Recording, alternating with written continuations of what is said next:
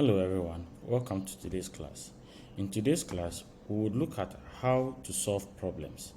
When you are given a problem, there are different ways to tackle those problems. The first approach is for us to just do it. Secondly, we could also guess and maybe be lucky with the solution. Then we could use try and error. We could also depend on our experience or somebody else who has solved the problem before's experience. But then there is a scientific way of also solving problems. In this class, we'll be focusing on how do we scientifically solve a problem. To solve a problem scientifically, these are the processes that you need to follow. First, after receiving the problem, you need to analyze the problem.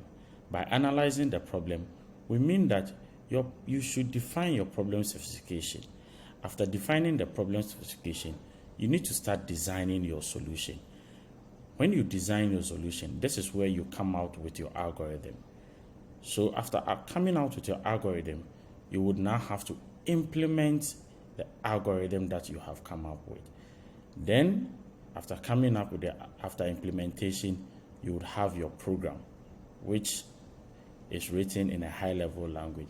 This program will now be compiled into an executable code, and then we now have our software.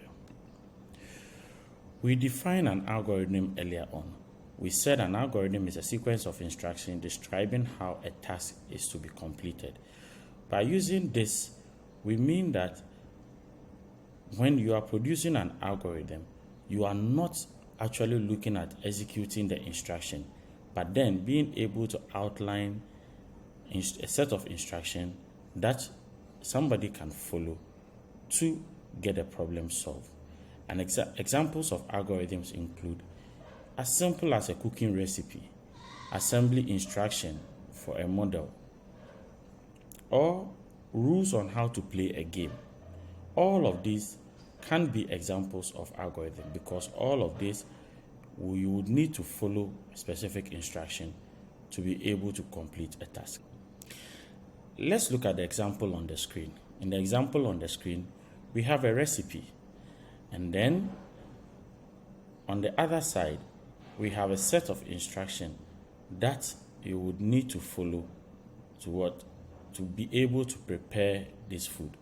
So being able to list this instruction that anyone at all can pick and follow and be able to produce this meal, we term this instruction as an algorithm.